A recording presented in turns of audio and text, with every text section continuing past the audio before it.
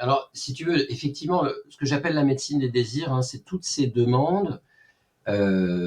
qui émanent de la société, des citoyens, des citoyennes, faites à la médecine,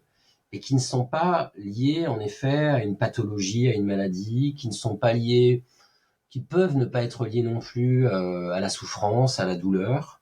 et donc qui remettent en question les fins traditionnelles ou la définition traditionnelle classique de la médecine, dont le but serait alors soit de tenter de guérir les maladies, ou en tout cas de maintenir un état de santé, maintenir l'évolution d'une maladie, de freiner l'évolution d'une maladie, ou en tout cas voilà, d'aider, ou encore d'apaiser les douleurs, les souffrances, etc. Et dans mon livre, j'essaie de montrer qu'en fait, il y a déjà en fait euh, beaucoup de demandes qui sont intégrées à la prise en charge médicale et qui ne répondent pas à cette définition traditionnelle. Par exemple,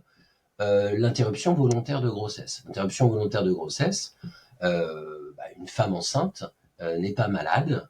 Alors, vous pourriez me dire, elle peut souffrir de cet état, et c'est sans doute la raison pour laquelle elle demande une IVG, mais aussi ça peut être simplement, voilà, malheureusement, le moyen contraceptif soit a été oublié, soit n'a pas fonctionné, et ça arrive bien sûr assez souvent, et donc malheureusement, et donc elle se tourne vers la médecine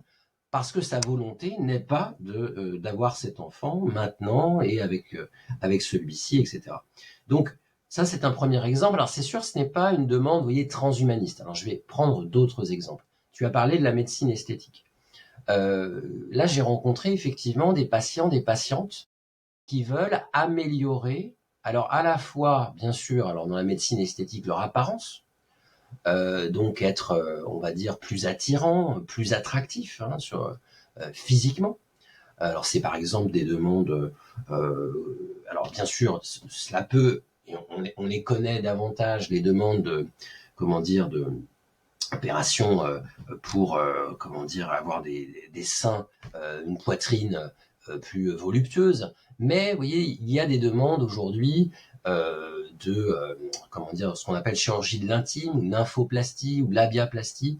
de femmes plus ou moins jeunes qui demandent une opération des petites lèvres, c'est-à-dire, voilà, elles estiment qu'elles seraient plus belles, plus attractives, si on recourait donc à cette chirurgie de l'intime. Eh bien,